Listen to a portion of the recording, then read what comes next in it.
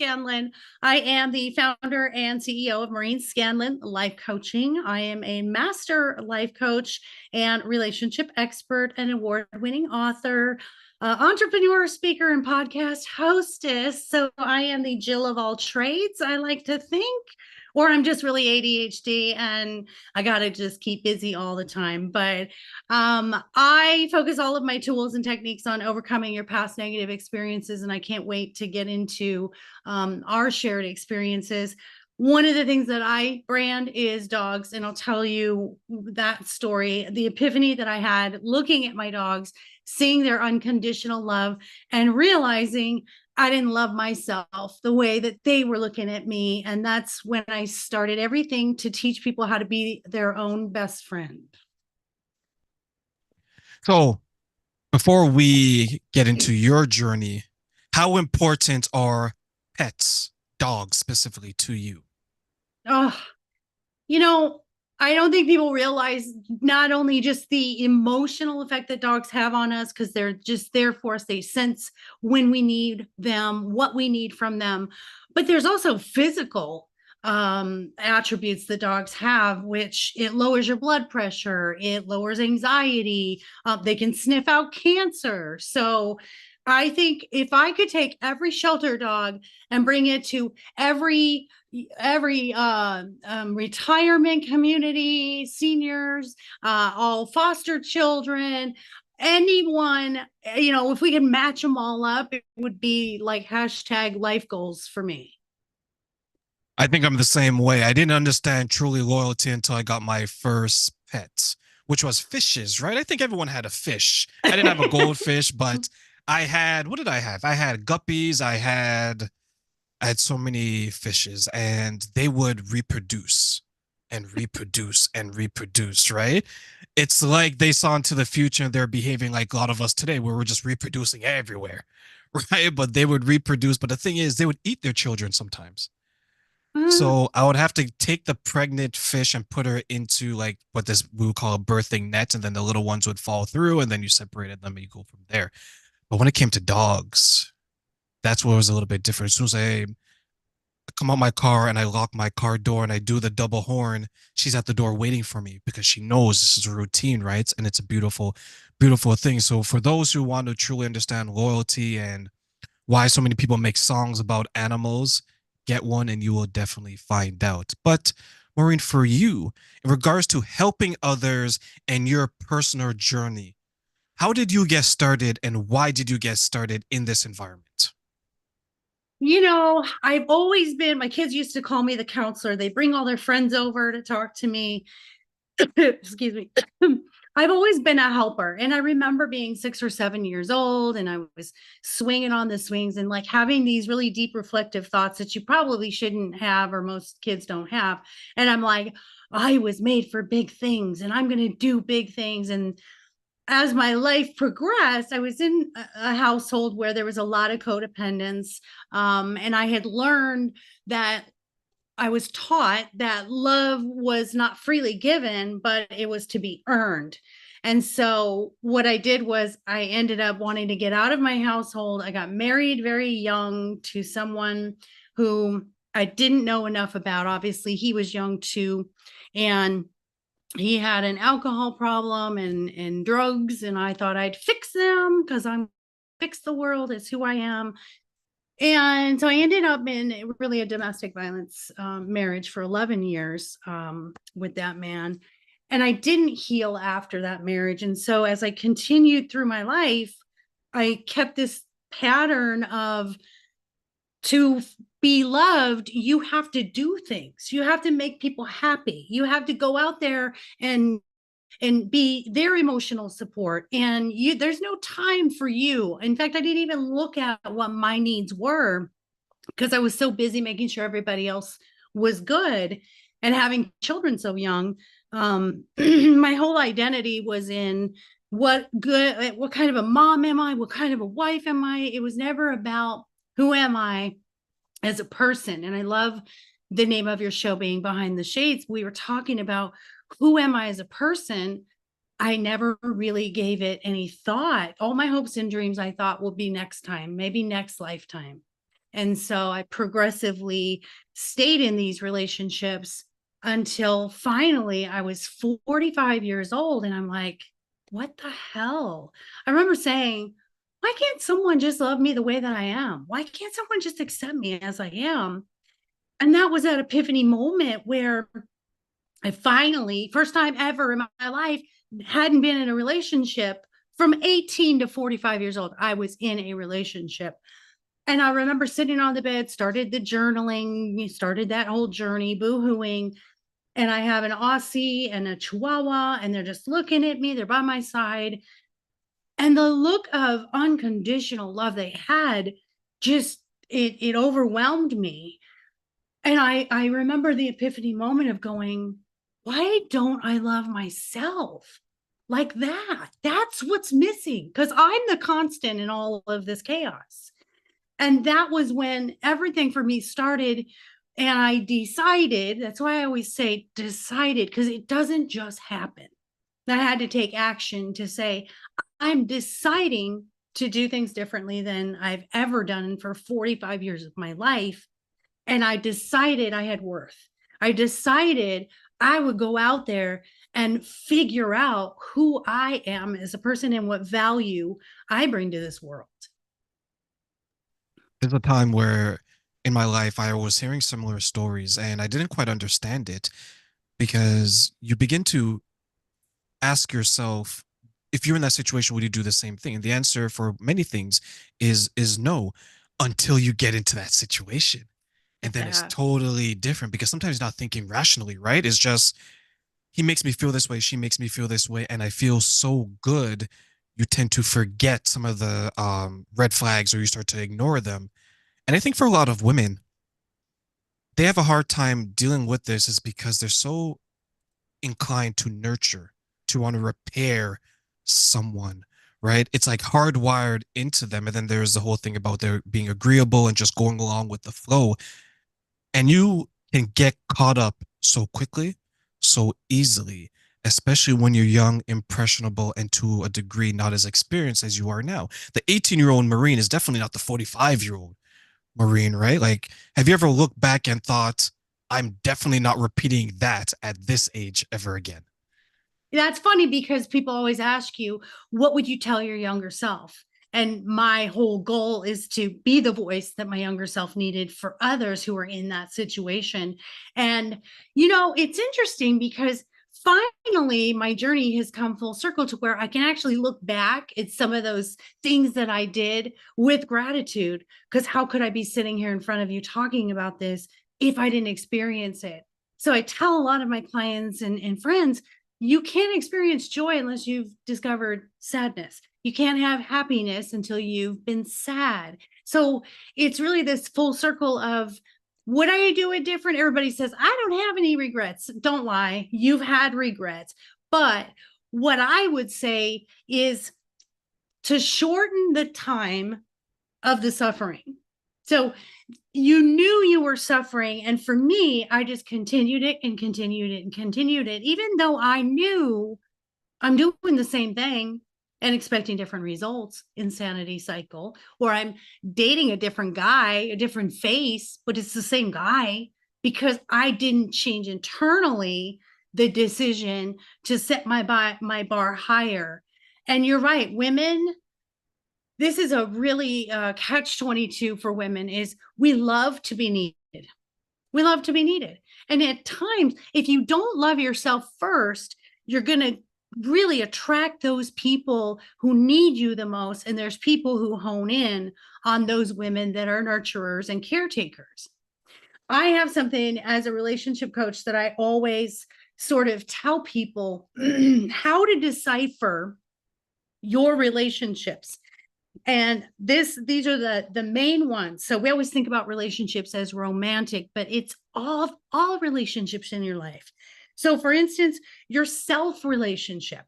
Your self relationship is healthiest when your desire to be your authentic self is greater than the need to please or receive approval from others. And that was a struggle for me because I grew up in a household where you needed approval. We were criticized highly, and I was always trying to prove myself. This one for your dating or your marriage or your long-term relationships is when your desire for your soul compatibility is stronger than your fear of being alone. That's when you're at your healthiest romantic relationship. Family and marriage, when your desire for the deepest connection that mutually serves each person is stronger than the fear of abandonment, which is a biggie for a lot of us. We just don't want to be alone. I'll take anybody. Just, I don't want to be alone. And then the last one is community, the world, your or life's purpose. When your desire to accomplish fulfillment in your life and give to the people and places around you is greater than the fear of judgment. That's when you have your healthiest relationships. I will agree with those four pillars, as I would call them, especially the third one where there's this fear of abandonment, and the second one where there's this fear of being alone. Many people will argue that chaos inside the home is better than being alone outside of the home.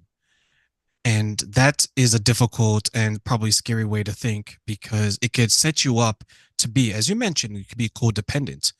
There's someone that I used to go to the gym with, and she dated someone, and she became codependent on them to the point where she had this dream, and she had this business, and she was able to fulfill her dream and fulfill her business. But because she became so dependent on this person, she actually gave him access to her dream, and he ended up taking the dream, taking the business from her. And it's you look at what's going on in the world today, and where it's structured in a way that we need the other person. For me to exist in this world and and live a certain lifestyle, I would need Maureen because I would need maybe access to your resources, access to your income, access to your mind, to your support, your inspiration. And I get that. Like we're built to be around people. But I think sometimes when we speak to men and women in relationships like I do, like you do you find sometimes that they're willing to compromise themselves in such a way that they are even surprised themselves that they're willing to bend to please this other person? Oh yeah, yeah, until you aren't.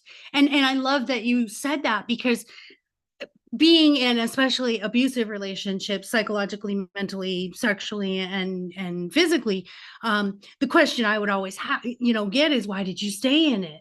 Well, there is a philosopher and he has a TEDx video that I talk that I absolutely love, and it's Alan Botten, and he talks about why your marriage will fail. And he says something in that talk that stuck with me, and he says, we seek the suffering we know. Think about that. What is the greatest mental health challenge right now in the world? Anxiety.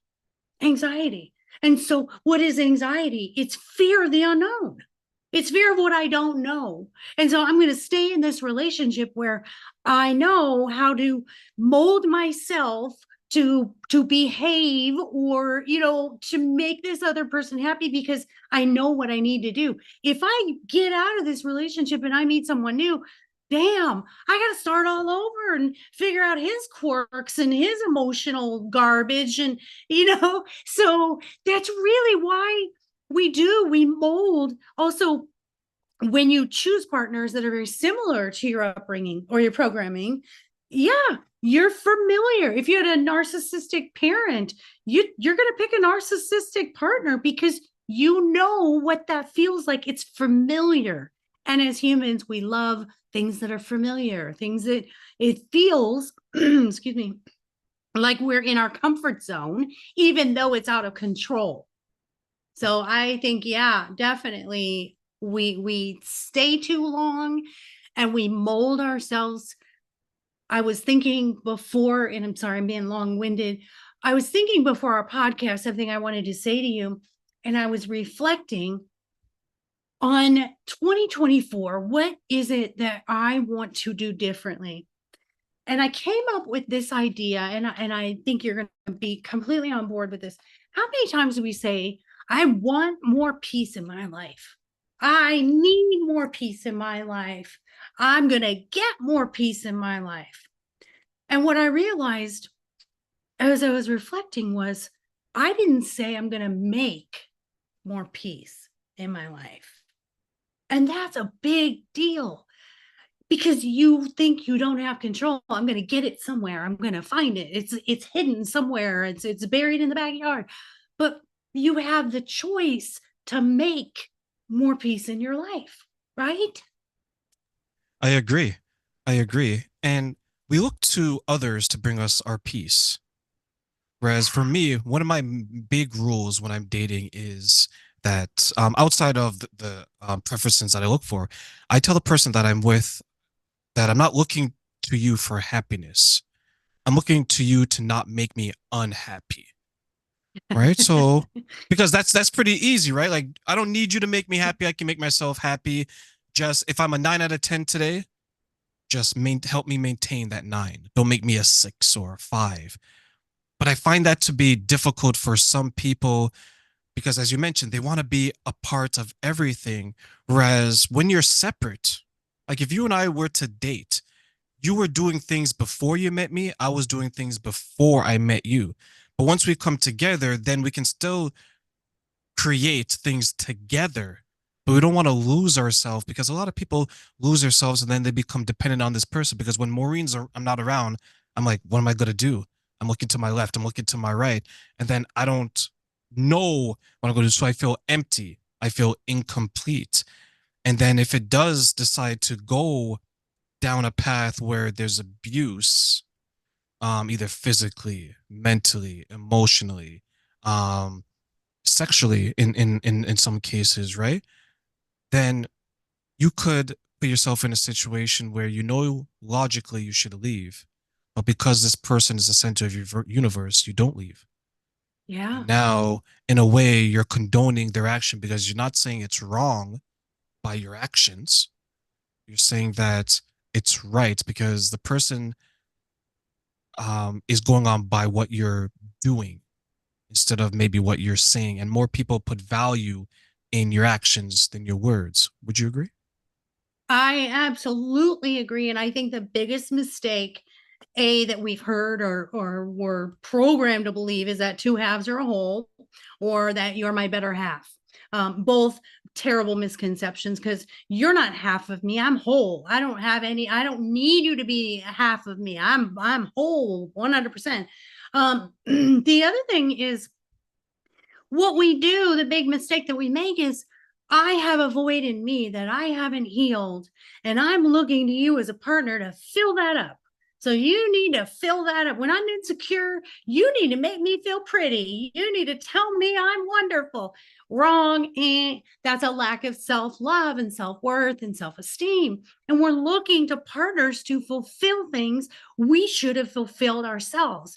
I have a book, if you don't mind, My Dog is My Relationship Coach. It talks about all those mistakes that we make and all the stages of dating and in giving it time. That's the other thing. We don't give enough time. We're so impatient as humans. We want love so bad, we're going to skip all the steps to get there. And I talk about when you want to buy you research it. You're like, how much horsepower? Do I want leather seats? What color paint does it have? Blah, blah, blah. And you go out and date and you're like, this one will do. You wouldn't do that on a car lot. You're like, no, I want this make model, this horsepower, this car. But we settle and we don't really set this bar of this is what I want and this is what's going to complement my soul. And when you said, I don't need you to make me happy, but I don't want you to make me unhappy, I would go a step further and say, I need you to enhance my happiness and I'll enhance your happiness. Yeah, we're going to be there. There's going to be 80-20 days. There's going to be 50-50 days, and there's going to be 99-1% days. But overall, the spectrum of a healthy relationship is do I make you better? Do you make me better? I have a 16-year-old grandson that lives with us, that we have guardianship of, and he just now got into his first relationship. And and I hope he doesn't kill me for exposing this, but he asked me, Grandma, how do you know you're in love? And I went, ooh, that's a really good question, especially for a first timer. I got to get this right, man. I got to, you know, first of all, you're like, you're too young. Can't be. But no, my life coaching came in and I was like, well, I said, does she make you better when you're with her? Does she make you better when you're without her? And if you were to be without her, would you be okay? Because a lot of people will say, I'm not looking for someone I can live with. I'm looking for someone I can't live without. Okay, blah, blah, blah. That's just silly. Okay. I know, like my husband and I, just like you said, we have separate things. We work in the home and I will not see him for 8 hours. We're doing our thing. He'll go to the gym. We go to the gym together. It's balance of couple time, alone time, and family time. If you have children or, even your immediate family, you have to balance all of those things to keep yourself feeling good. You have to follow your passion. You have to find joy away from that person. They are not a crutch. They are a bonus to your life. How important is it to find that balance that you just described? I think it's everything because I know from the reason I'm a relationship expert is because I did everything wrong. So that's how I got good at knowing what to do right. And I can say that there was no alone time for me. It was taking care of the children all the time. There was not really couple time. We had I call it a hallway relationship or a hallway marriage where we pass each other and um F you kind of hallway sex, like you just don't have this connection together. You're passing like strangers and roommates in the night. Um and in my coaching, like my relationship coaching with couples, it's the first thing that goes is that connection, that date night, that really sitting down and hanging out and spending time. I always call it couch time. Like sit down and connect. Check in with me. How are you physically, mentally, emotionally, spiritually? Keep that connection and then everything else falls into place. And one of the things I love what you said was, well, I really love this person and I don't want to lose them. What I learned about love is it's a 4-letter word and it's a byproduct of what I call trospecti. And I used to search for the love, but then I missed out on the trust, the respect, and the honesty. And without trospecti, there is no love. There's only a 4-letter word, right? Absolutely. It's like when you ask someone to tell you what does love look like, they just say, well, I feel it. And which isn't enough, right? Because it should be that, because if it's just a feeling, that means that anyone can give it to you. Yeah. If it's just a feeling, right?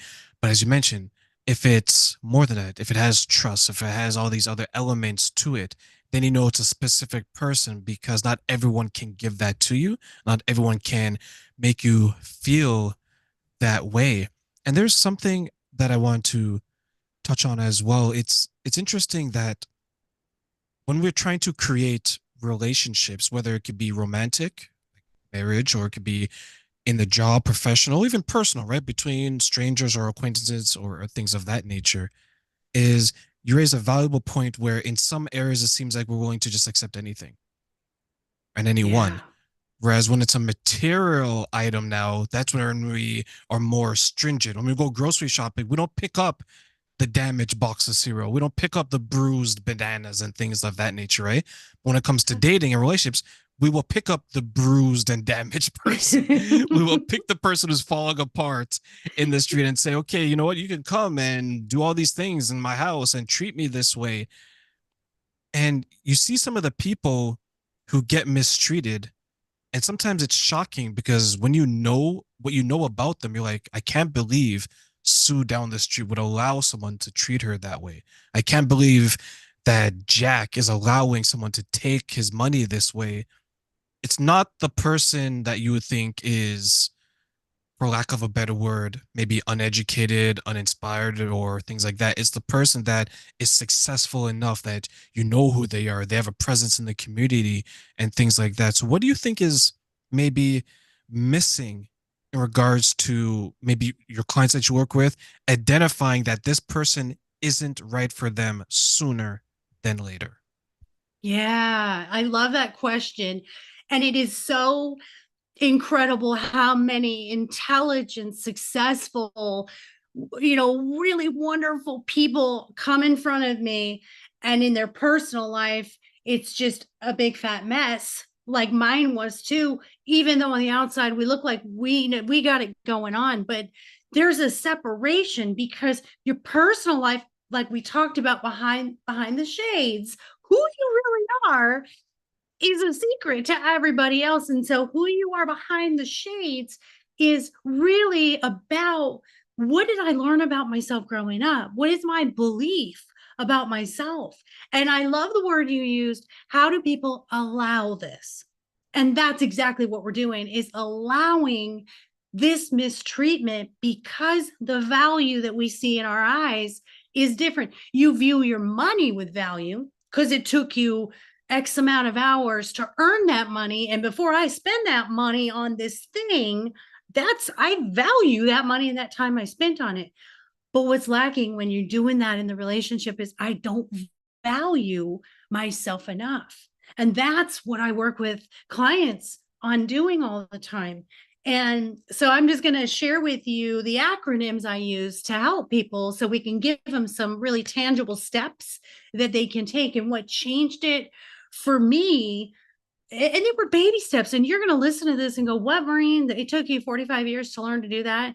I never ever once went out to dinner by myself, never went to a movie by myself. I remember after my divorce, my kids had to go to their dad for visitation, and I went to a coffee shop for the first time by myself ever at 45 years old. And I was like, oh my God, people are looking at me. They think I'm such a loser. I mean, how low my self-esteem was at that point. I just had never done anything alone. So I use a couple of acronyms. The first one is BARK, of course, because it's doggy related. So BARK is, be yourself. Just be authentically yourself and accept that you're amazing. And believe that you deserve something. That's what I didn't believe for a very long time. And then A is to affirm and acknowledge who you really are, mistakes that you've made, because it's good to acknowledge, I made this mistake or this choice or this failure so that I won't do that again. And affirm what's good about you. I tell clients all the time, in the mirror every morning, get up, look in the mirror and go, hey, I like my hair, or hey, I'm a really good person, or hey, just say 3 good things about yourself. R is to reflect, be self-aware. It's not a blame game. I could blame every man in my life that I was with that it's their fault. They're all losers and they were mean. But I had to take that moment of self-reflection and be like, what are you doing? What is missing? You're the common denominator here. Get your shit together, Maureen. Figure this out, because you are missing something. And then K is knowing. We all have this gut instinct. We all have intuition, and we ignore it constantly because we're so busy being in our heart. I love, or in our head. Oh, he looks good on paper. I should go for that one, but we're not following that intuition and that knowing of, does this feel right? And you'll know, your gut will tell you every single time. And then my steps, actionable steps, were bone. I had to be brave. I had to go out by myself. I had to go to that coffee shop. I started going hiking. I lived in Arizona at the time, and I'd go hiking out by the Superstition Mountains, and people would talk to me. And I had these moments of, hey, I'm kind of fun. Hey, they really like me. And it was like this awakening at 45 that, yeah, I'm a person outside of everything that I had done or who I had taken care of.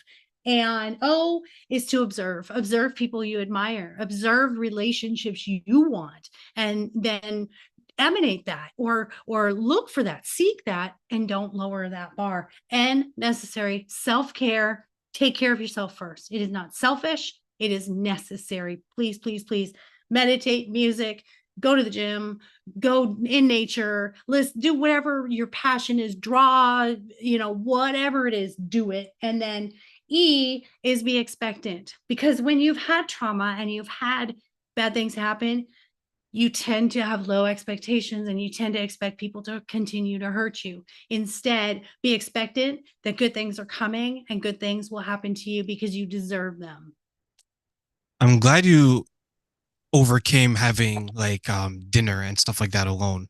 The first time I did that, I went to go watch a movie alone and I sat, I think, in the middle to the right of the section because you didn't want that kind of attention, right? But it made sense because it's something new. And this was probably in my 20s, I did this. Now, when I go to the gym afterwards, I'll go to like a restaurant in the afternoon where it's not as full, but there's people there. And I love my own company now. I can go to a restaurant by myself. I can go to a movie by myself. I can do these things that a lot of people are scared because, as you mentioned, right? Like some people can look at you and be like, "Oh my God, how come he's here by himself? How come he can't get a friend to at least come with him or a date or something of that nature, right?" But I think, Maureen, to your point, a lot of those situations, it's all in our head. And I think that probably plagues a lot of the people that are struggling with relationships. They would create a reality that doesn't exist yet. And then Yeah. they'll find ways to make it true. Have you seen Yes. that in the people you work with? That's one of the biggest things that I talk about is when you go out and dating, because I give a lot of dating advice in my book, especially online dating, which is really a tough thing to navigate these days, and it's so common to meet people that way. But I always say when you go out with someone, look at the person across the table from you, look at the person, not the potential. And that's what we do. We want it so bad. I don't want to be alone. This could be my next husband. I want to be loved. And so we're creating this fantasy in our head and making this person who's in front of us something that they're not. And they could be rude to the waiter and you just missed it because you were too busy fantasizing about what they could be, or, and ask the hard questions. When I started having that, and I love that you said that about being alone, it is empowering. Oh, my self-esteem like shot through the roof, and my self-confidence. I went from that feeling of, can I make this person love me, to, does he even realize how lucky he is to be sitting across from me right now? That the way that I grew was like, wow. And I wasn't cocky, but I was confident for the first time in my life. And one of the things that every man that I went out with said to me, whether it was a first date or a fifth date, they'd say, "You're such a breath of fresh air because you are so honest." And I think we're afraid to ask the hard questions. Like, ask, do you have good credit? You know, what's your weirdest quirky thing? Do you snore? Where do you see yourself? When do you want to retire? Have you started a 401k? How do you feel about parenting? Like, how do you feel about sex? Are you open about sex? Do you have fetishes? Like, I'm not kidding you. I know people are cringing right now. Your listeners are like, "Oh my God, on a first date, you're crazy, lady." But every person I went out with was like, whew, relaxed and happy that I would be able to just open it up to a very, very honest conversation. And the biggest mistake we make is when we give people hope who are not a good fit for you. And if they're not a good fit for you on the first date, they're not going to be a good fit for you on the 10th date. So when you see it, stop it. Stop it. Do not give them another date, and do not ghost. So my favorite thing to do was say, "I think you're really wonderful. I just don't think we're a good fit." And there's nothing they could come back with that would change that dynamic, or, they couldn't be mad at me. Like, was it something I did? No, not at all. You're great. I just am looking for someone who's a better fit for me. And I have certain things that needs and requirements. And I just don't think we're a good fit. But I think you're a great person. And yeah, we could, be friends or whatever, but that doesn't usually go well. Nobody wants to be friend zone. So, be honest, be honest. If I was a woman, I don't know if I would tell anyone that we could be friends afterwards because I see a lot of men thinking, okay, so friends with benefits? I know. I I know. You know what? And there's a good question. Be honest. Oh, can we be friends with benefits? I ask it. If you want to know, ask it because then what happens if you don't ask those questions? There's assumptions. And when there's assumptions, it makes an ass out of you and me. And someone gets hurt because someone wasn't clear and honest. And that says right from the get go, if you're not going to be honest on our first date, what are you going to be like 6 months down the road in our relationship? Right? Yeah, I'm surprised that people don't ask the important questions. Like one of the questions I always ask is that where do you see yourself in 5 years, right? Or another thing, because for me, I don't want to get married and I don't want to have children. So that puts me in a situation where there's a specific demographic of women that I probably won't end up dating because I wouldn't want to put, let's say, I'm 34. Let's say if I'm dating someone in their 30s, they may still want to have kids. They still might want to get married. So why put them in a situation where they think they're going to wait me out and change me, right? Yes. Yes. We need to have those conversations. Would you agree? I agree 1,000,000%. And if you're going into it with that honesty before the first date, because I hate that a lot of people will say, well, maybe that'll change down the road. Maybe he'll want to have kids with me when he falls in love with me. No. And if you're upfront, and kudos to you for saying, I don't want to be married and I don't want to have kids. And that's not to say that it won't change because you don't know. My daughter said that for the longest time, and she's now got a 6 month old and is married, and she just that wasn't until she was 31, but she had always lived this really fun single life. It could change, but I love that you're honest about it and saying, you know what, that's just not something I'm interested in right now.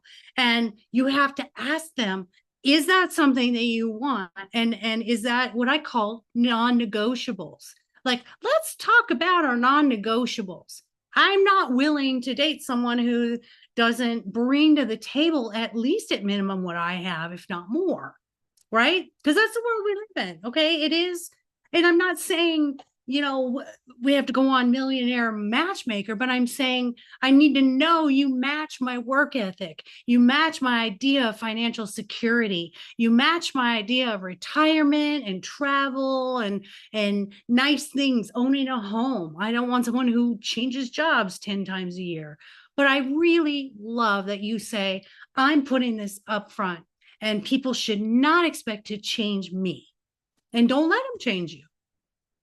I think that's fair, and I think that's an that's an honest conversation to have because you don't want to put someone in a position where their preference, what that I call it, your preference is your prison, meaning that you've narrowed the pool to such lengths that now it's like just a small pond of men or women, and it's very specific. It's like the old age joke, right? Like women will say that I want a man that's 6 feet tall, six has 6 inches and six figures, and and then the man will say that, well, I want a woman that is 25 years or younger, no children, and she's only slept with 5 men or less, right? So you've shrunk the pool to the point where it's so specific, it's so narrow, whereas now, because it's probably maybe a few hundred of these people, you gotta be top tier yourself. And many times the people I speak with that I coach with, they're not at the level yet to demand such prices or to be that specific. Whereas you want to be a bit more broad because we focus on what they can give to us instead of saying, okay, does this person have a good personality? Does their personality match mine? Can we grow together? Do I see myself with this person? Because you can grow with someone, you can have a fantastic relationship with someone that earns $50,000 a year, depending on the lifestyle that you want to live. You can have a fantastic life that with a woman who is 45 years old, right? These are things that, depending on what you want to do, it doesn't matter. But based on your experiences, do you find sometimes that we narrow our preferences are so, lack for a better word, outlandish, that we narrow our pool down to 5 people out of the billions of people on the planet are like, I wonder why I can't find someone. I love you for asking that, and you're going to absolutely hate my answer because my advice, my dating advice, and I'm telling you, it has worked with every single client. We create an avatar and we create this avatar, and literally, I have them specify exactly what they want. We're talking like, I want a man 6 feet or taller. I want a man who's physically fit, who takes care of himself. I want a man who has no kids. I want a man who will love my kid. I want a man who, has the same financial goals, who's a go-getter. I believe completely opposite of what you believe, which is, and you're a great example of us feeling bad for narrowing down exactly what we want. Why not? You did it with a car, you did it with a house, you do it with your tennis shoes. For crying out loud, do it with the person that's going to be your forever. Yes, be specific. Here's a good example. I had a client and I said, okay, I want you to start manifesting what you want. I want a relationship, Maureen. I want a man. I'm like, okay. Catch up with her a week later. She's like, oh my God, I have all these guys calling me. They're married. They just want sex. And I said, you said you wanted a man. You got men, but you didn't specify what kind of men. Okay, I want men that are emotionally available. I want men that, are not married, blah, blah. Okay, now we're getting specific. It's okay to be specific. I feel that we've been geared to be so accepting of everything and everyone. But when it comes to a partner, be specific, narrow it down to 5 people. Because out of those 5 people, you'll find the soul connection that's meant for you. But at least you've narrowed down all the extra stuff that were non-negotiables for you. There's nothing wrong with that. And the one word I hate all the time that I hear is, well, nobody's perfect. And I remember saying to my father when I was dating, nobody's perfect, but I'm looking for perfect for me, Dad. And that's really what I want everyone to, if you take nothing from this podcast except for that, is it's okay to set the bar as high as you want it. You be as specific as you want about the kind of partner that you want. And you're looking for perfect for you. And you're the only one that can decide it. And who cares what anybody else thinks? That part I will 100% agree with. I want everyone to find someone that is perfect for them. And I think I'll clarify what I mean is that when your preferences are more, what's the word I'm looking for?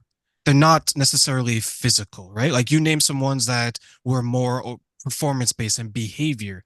That's Okay. where I think we should get 100% specific, Yes. right? Yes. The physical part, that's where I kind of have an issue because there are times where you have someone who is, they'll say that, okay, I want a person that's 6 feet tall, right? Like say man, that's a very small percentage of the world. Most men are not that tall, right? But now if you say that I want a man that can financially take care of himself and myself, excellent. I love that. When it's someone that is going to say, okay, if there's going to be children, he wants children. I love that. He's going to be able to take care of my children or the children that we create. Yes, I love that because that's a behavior. And I think everyone should be very specific to the behavior.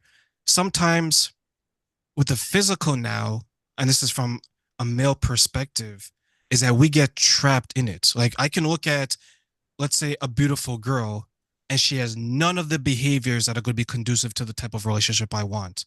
Yeah. Right. But because she's physically attractive, it all goes out the window. Yeah. Right. Whereas you can have someone that meets all the behavior criteria, but let's say you have 10 non negotiables, right? 8 of them are personality based behaviors and 2 of them are physical. If they have the 8 out of 10, does the physical really matter?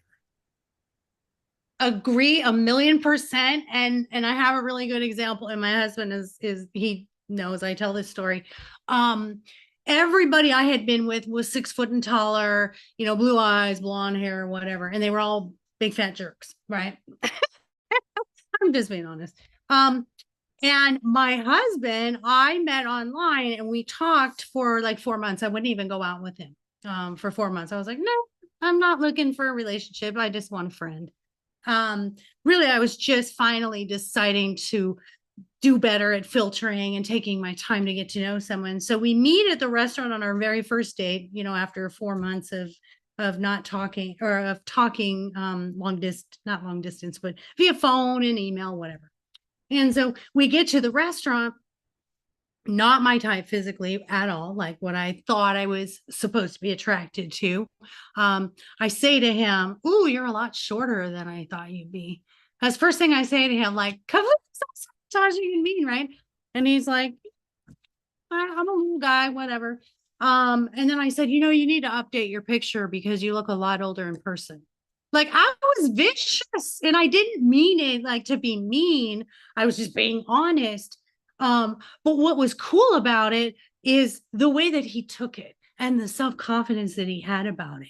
Didn't bother him one bit. Now, I'd been with very narcissistic men who you point out any flaw and they're losing their shit. And this man was just like, "Eh." And we sat down and had dinner. And within 30 minutes, I was like, oh my God, he loves sharing food. He bought the whole bottle of wine, not just a glass. And he had me laughing. His humor was amazing. By the end of the night, I was making out with him in the booth because he was physically attractive to me, because he became more physically attractive because of the characteristics, the confidence, the whole humor, the generosity. So you're right. Don't get hung up on the physical, because you don't know your person is, and we're just a shell of, who we really are anyway. People call it a meat suit, but you are absolutely right. Don't get hung up on having to have specific physical attributes. Now you need to have chemistry, but don't be caught up on they need to look this way before I even look for past it to see what their characteristics are. So good point.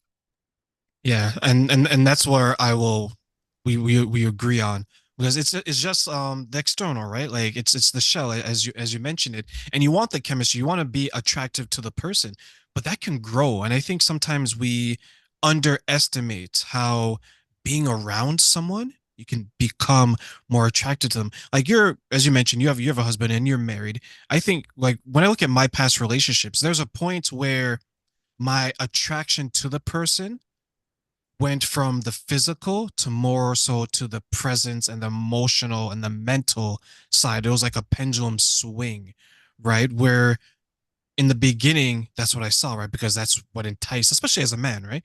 But Yeah. then when I started spending time with this person and you have the conversations and you grow together, like you mentioned on the date, you laugh together and all this other stuff. You're like, wow, this person is they're pretty all right. And then you start to speak to them a little bit more and you're like, this is an amazing person. And by before you even know it, you're sharing an intimate moment. When you're sharing with your clients, do you help them to understand that there's going to be a point where you're going to love this person more so for who they are and how they make you feel versus what you see? Oh, 100%. I mean, that's what we start with. That, because when we do that avatar, it's funny when you put something on paper, it becomes more real. It's why people say to journal, or put things up. I have all kinds of fun things up in on front of me in my visual, do the vision boards or whatever. And when we do the avatars, it's a creation of all these characteristics of what you want in a partner. And I always tell them, put it somewhere you're going to see it every day. Put it in your bathroom, put it on the fridge, because what you're doing is you're literally teaching and training your brain what you really want. So, like when we say, let's reframe negative thoughts, we're retraining, like going to the gym and building muscle. You got to tear them down before you build them up. You're doing the same thing. So when they do these avatars and I say, look at it every day, it's funny how that energy, then they go out into the world and they start attracting that exact person. And they're like, oh, I met a guy who's a lot like my avatar, or I met three guys who are just like my avatar. And I'm like, it's a mindset of, now you're honed into it. You buy a red car, you're going to see lots of red cars, right? It's that idea of, what you want and you're going to stick to that bar. And when I do dating coaching, that's what we stick to, is how do they make you feel?